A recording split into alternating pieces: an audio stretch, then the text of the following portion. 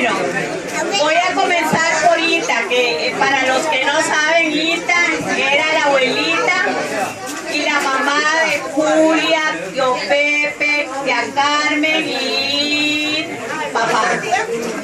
Esa era Ita. Ita, jovencita, era una mujer muy linda, con un pelo muy largo, muy elegante, que trabajaba cosiendo, planchando y lavando en el hospital psiquiátrico. Por esos años, en los años de 1888, el hospital neuropsiquiátrico trajo un equipo de gente de Alemania que se hiciera cargo de ese hospital. En cuenta venía un joven muy guapo, muy elegante, muy parecido por el estilo de Andrés Jau, de por aquí Mora, más o menos así, alto, garboso, de ojos hundidos, con muchas ojeras, que había nacido en una ciudad de Alemania que se llama Esslingen. Entonces él vino en ese barco que venían todos los alemanes a trabajar en el hospital psiquiátrico, vino y ahí se encontró a esa joven moza que se llamaba Julia Guzmán. Y como los flechazos ocurren en cualquier parte, hasta ahí ocurrió el flechazo y se casaron el 1 de enero de 1900. Y exactamente el 1 de octubre del mismo año, no hubo torta, nació tío Pepe. Así es que no crean, ¿verdad? Cualquier cosa. Ita me decía que era un hombre muy bueno, muy cariñoso, muy pausado, muy amigo de los niños. En eso, como él era alemán y aquí había una familia de apellido Den, que tenían un hijo que tenía algún tipo de discapacidad, que en esos tiempos necesitaba un enfermero que lo cuidara. Entonces el abuelo Enrique salió de trabajar en el hospital psiquiátrico y vivía con los Den. En un cuarto dormía la persona enferma y en otro cuarto vivía el abuelo. Los sábados en la tarde tenía libre. Y entonces en coche lo mandaban a Desamparados. Y entonces ellos eran felices ver que llegaba el abuelo o el papá en coche. Bueno, así fueron pasando los años y él y Ita, muy amiga de hacer negocio, pusieron en Desamparados un negocito de vender telas y de arreglar ropa y de teñir ropa. Y resulta que como el abuelo no sabía muy bien el español, la gente llegaba y le decía, ¿me fía? Y él decía, sí. ¿Me fía? Sí. ¿Me fía? Sí. Y así el negocio no prosperó y el negocio quebró. Y el abuelo Enrique siguió trabajando con los Den, que lo querían muchísimo. Pasando el tiempo, el abuelo se empezó a enfermar. Y entonces en uno de los tantos viajes de la familia Den a que atendieran al hijo con discapacidad, se llevaron al abuelo. Y por ahí hay cartas del abuelo contándole a Ita y a papá y a todos lo que él vivió en el barco.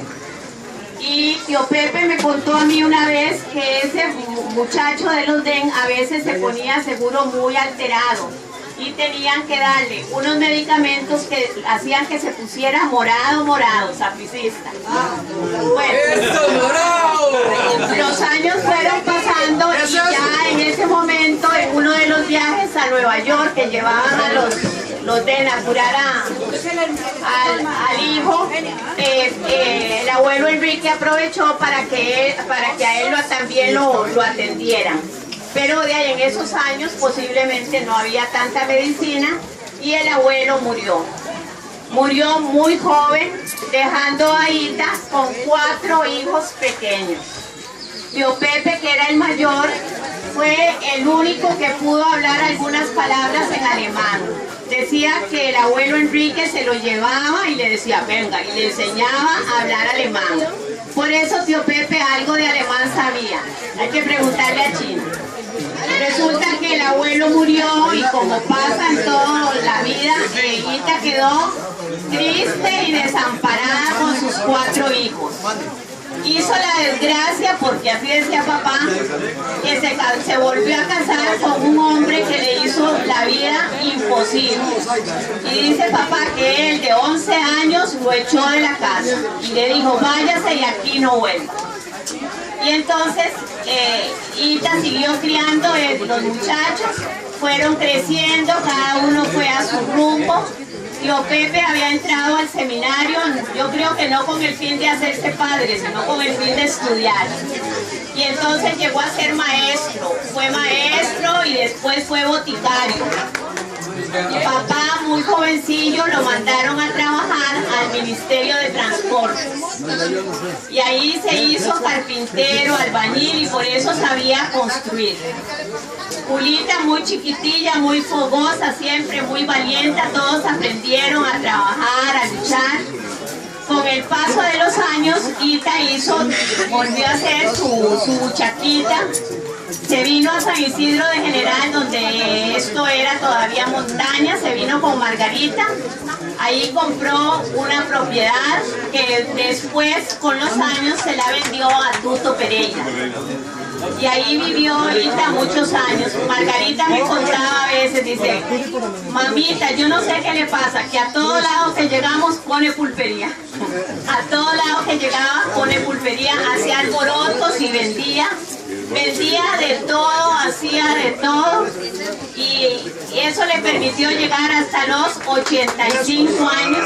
Murió el 3 o el 4 de noviembre de 1967.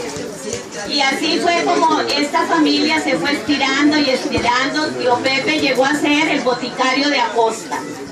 Y entonces en Acosta, ustedes han visto ahí en Facebook que hay un gran rótulo, el botiquín del pueblo. Papá en sus creaciones también tuvo de todo lo que ustedes se pueden imaginar. Desde luego pulpería, todos tuvieron pulpería. Pulpería, cría de abejas, fábrica de café, fábrica de refrescos, fábrica de confites y además de eso un montón de hijos que mejor aquí no digo cuántos.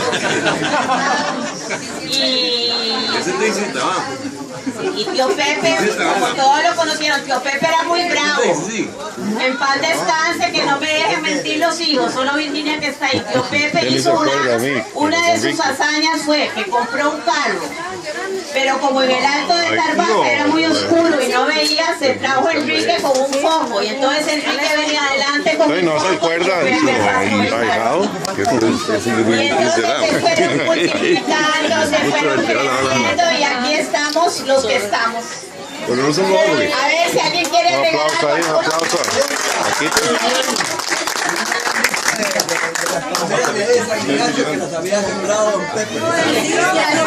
bueno, tío Pepe sembró palmeras, sembró frutales, también tenía abejas, tenía un teatro, sabía injertar. Sí, y yo no sé qué pasa con los jabos, que todos tienen como una chispita ahí, algo en el cerebro que los hace inventar. Dicen que es un gen alemán, que viene esa idea de inventar. También les digo, para los que todavía no han entrado al plan totalmente, son un poquillo bravos.